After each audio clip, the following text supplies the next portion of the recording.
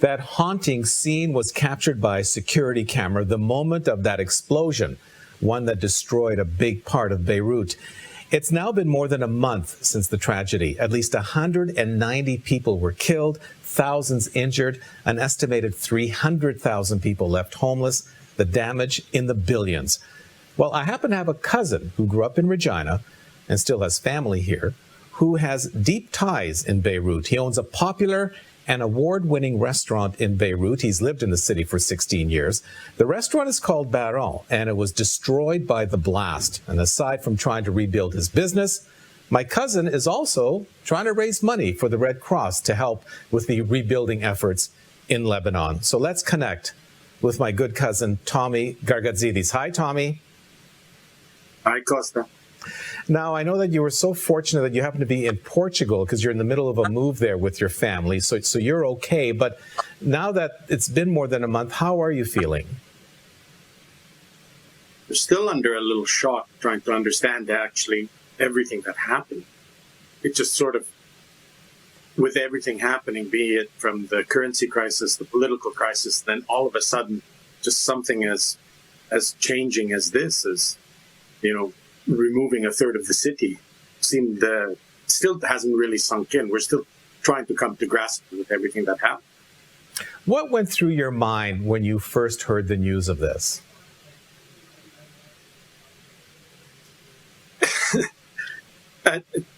Nothing surprises you in Beirut or what happens, but this didn't seem real. It didn't seem that this was actually happening. It looked so foreign to us. But as it happened, it just sort of unfolded, and we just realized probably a day or two later that just the severity of everything, just how it really unfolded. It just was something beyond our own grasp of what would happen. Now, your restaurant, give us a sense of what the location is in relation to where the blast happened. Actually fairly close. It's a complete clear line, sight line to the street, and then just the street would end up becoming a tunnel of just pulling all the air through it. So we're not very far, maybe 3 or 4 football fields away, up over a hill, and the force just came right down the street and took out everything. Well, you had shared some security footage from the restaurant, and we showed a little bit of that at the beginning. We see in the one there of 2 employees of your fine restaurant who were just preparing, typical day, preparing for the evening's rush. This is silent footage. So, Tommy, I just want to take a moment so we can watch this. Then I want you to comment on it. So let's take a look at this security footage from your restaurant just seconds before the blast.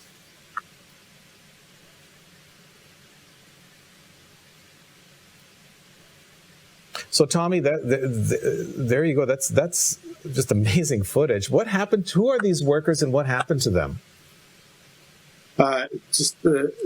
We have a small team, about 15 employees now, but it was right in between the lunch and dinner service. Everyone was just doing their regular daily prep, and then you see them moving a little bit with the initial sound of the first blast, and then the second one, which was right after that, and you see how it just pulled out all the glass and moved everything around. And how are they doing? It was a miracle. They're all okay. Everyone is fine. There was some scratches, but everyone just sort of pulled themselves together and started to take care of what needed to happen for the city. And you sent other footage as well. We're going to show here. This was more like, it looks like a glassed encased area. What is this, Tommy? This is our terrace area. This is out in the back, and it's surrounded by all the buildings of the neighborhood. And if you understand that this is sort of like a protected little cove, but you just see how it just completely decimated the whole area. Just everything being pulled off, air conditioning units, other electronic gear, just everything being pulled into the one little terrace area. And you're in a really, what I've been told, a really cool part, funky part of Beirut. It was a popular destination place, and it was on the upswing in many ways, thanks to your restaurant there. And now we see this outdoor scene from the security camera as well. What's going on here? So this is our street, and this is, as you see, everyday life. It's a neighborhood. People live here and function daily. And all of a sudden, we're lucky of the time that it was where a lot of people wouldn't be around. And plus, the economic and political crisis and COVID had put a lot of people at home. So how are people feeling now? It's been more than a month. What sense are you getting about this place that's been your home for so long? With daily conversations with everyone back home, be it my partner, Etienne, or friends and family, everyone's still quite in shock, and everyone's still trying to come to grasp with what are the next steps?